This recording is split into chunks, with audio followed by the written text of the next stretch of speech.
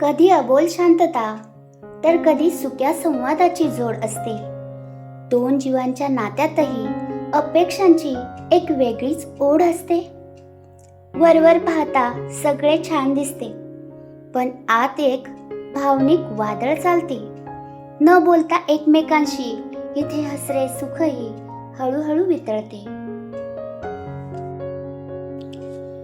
घरातल्या एका कोपऱ्यात बसून तो विचार करतो.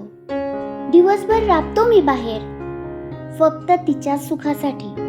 घाम गाळतो, कष्ट करतो आपल्या सुंदर घरासाठी. पण घरी आल्यावर माझा थकवा तिला का उमजत नाही? दोन शब्द प्रेमाने बोलायला तिच्याकडे वेळ का उरत नाही? आणि दुसऱ्या कोपऱ्यात बसून ती स्वतःशीच बोलते. दिवसभर मी घर सांभाळते, प्रत्येकाची मनापासून काळजी घेते, स्वतःच्या इच्छा बाजूला ठेवून संसाराला माझे सर्वस्व देते. पण माझ्या या मेहनतीची कधी कोणी कदर का करत नाही? माझ्या भावनांचा आदर व्हावा हे कोणाच्याच मनात का येत नाही?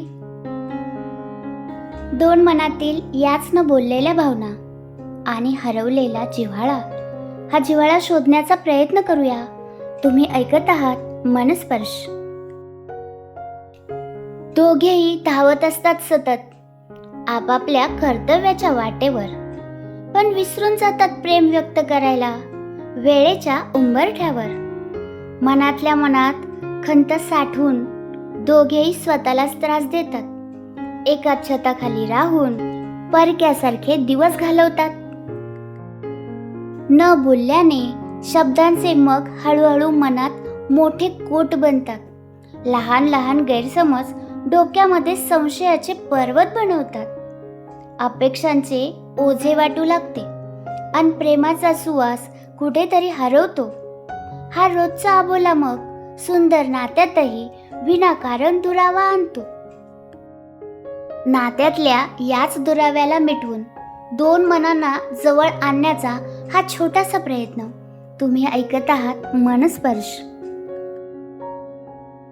सत्य तर हेच आहे की दोघेही आपापल्या जागी योग्य असतात, पण एकमेकांचे मन वाचण्यात दोघेही नेहमी अपयशी ठरतात. चुकीचे कोणीच नसते यात, फक्त दृष्टिकोनाचा फरक असतो. संवादाचा अभाव असतो जिथे, सुखाचाही मार्ग चुकतो तिथे. नातं टिकवायचं असेल तर अहंकाराची ही भिंत पाडावी लागेल. मनातल्या साठवलेल्या भावनांना शब्दात मांडून समोर आणावं लागेल. थोडं तिने समजून घ्यावं, थोडं त्यानेही मनापासून ऐकून घ्यावं.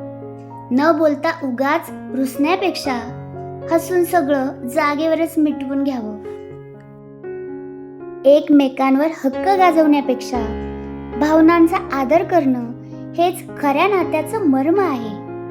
आणि रोजच्या धावपळीत हक्काच्या माणसांसाठी कौतुकाचे दोन शब्द बोलणे हेच संसाराचे सर्वात मोठे कर्म आहे. समज आणि विश्वासाच्या धाग्यानेच प्रत्येक नातं सुंदर बहरत जातं. कारण जिथे मनापासून आपुलकीची जोड असते तिथे प्रेम कधीच कमी होत नसते. संसार हा कधीच एकट्याचा नसतो.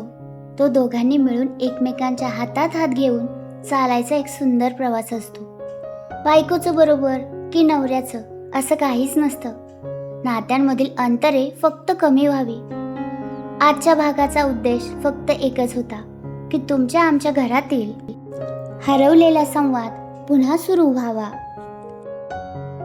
या प्रवासात जर तुमच्याही मनाला कुठेतरी स्पर्श झाला असेल, जर यातल्या ओळींनी तुमच्याही डोळ्यात सुखाचे किंवा जाणीवेचे दोन थेंब आणले असतील, तर आजचा हा व्हिडिओ तुमच्या त्या हक्काच्या व्यक्तीबरोबर नक्की शेअर करा. तुमचे शेअर करणे कदाचित कोणाच्या तरी संसारातला अबोला संपून टाकेल. तुमच्या मनातील भावना आम्हाला कमेंट करून नक्की सांगा. जर या नात्यांच्या प्रवासाची यात्रा तुम्हाला आवडली असेल तर चॅनलशी जोडलेले राहा, म्हणजेच चॅनलला सबस्क्राईब करायला विसरू नका. पुन्हा भेटूया एका नवीन भावनेसह मनाच्या अजून जवळ जाण्यासाठी. तोपर्यंत नाती जपा, मनमोकळं बोला आणि स्वतःची काळजी घ्या.